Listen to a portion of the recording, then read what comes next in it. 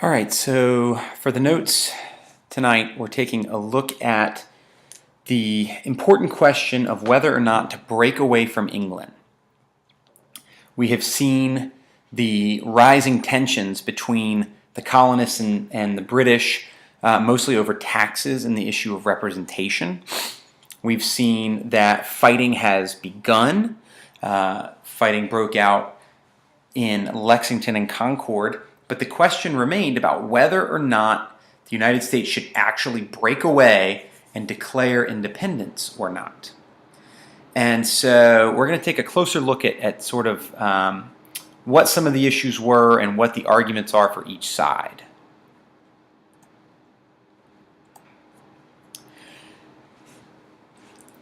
So when we talked about the First Continental Congress, one of the things we said was they left it off by saying if the situation didn't get better, they would need to meet again.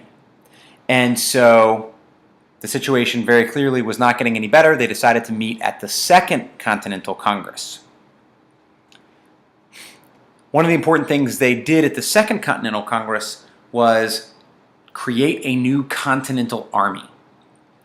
And they put George Washington, a gentleman from Virginia, who had had some military experience in the French and Indian War, to be in charge of this new army.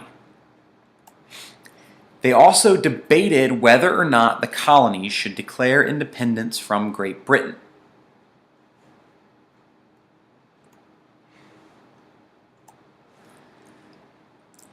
Before really trying to decide whether or not they would declare independence, the Second Continental Congress decided they would reach out one more time to the king. And they sent a petition to King George III offering a peaceful solution. And it gets the nickname the Olive Branch Petition because an olive branch is the symbol for peace. Yet King George refused the petition.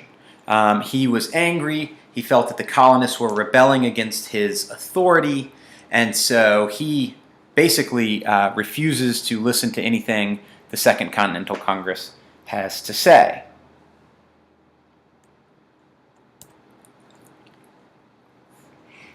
Right around this time, an important pamphlet comes out. Not really a book, sort of a short, small book, a pamphlet called Common Sense.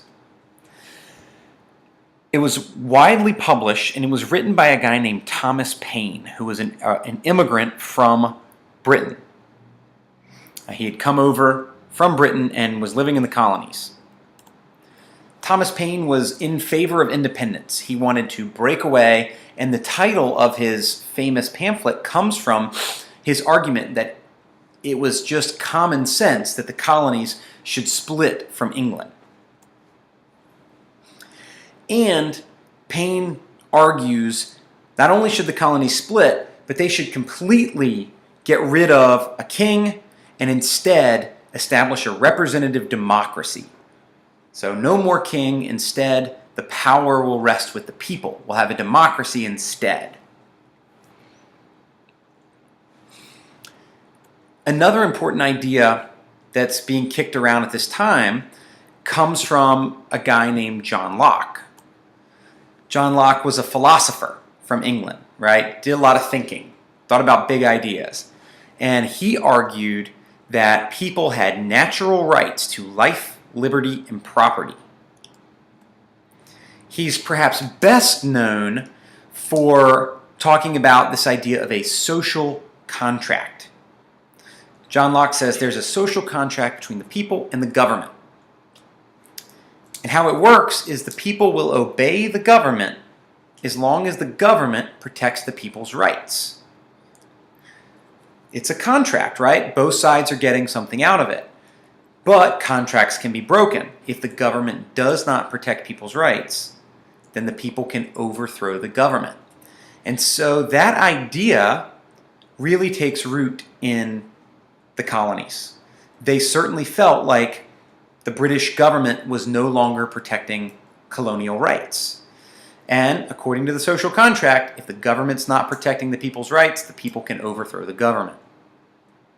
So let's take a specific look at some of the main arguments here. We're going to start with the arguments in favor of independence.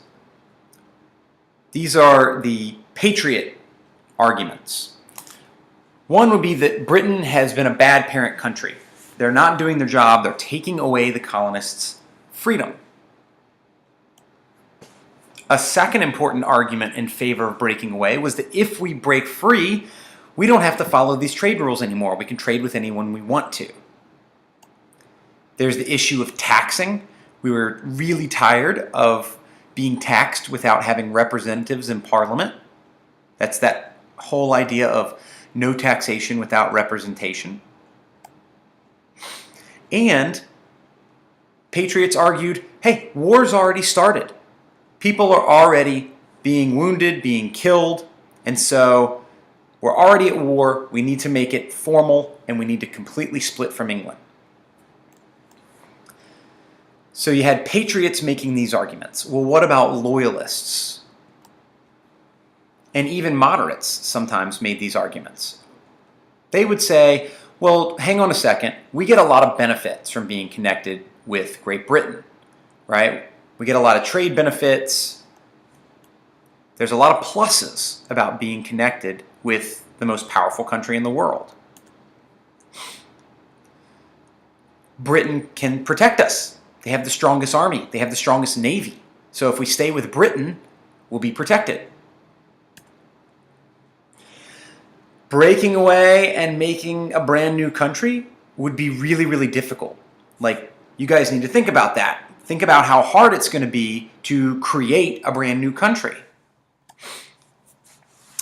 And loyalists argued, and some moderates argued, breaking away isn't going to necessarily make things better. It's very possible that things could get worse. So we've got some specific arguments for and against breaking away and declaring independence.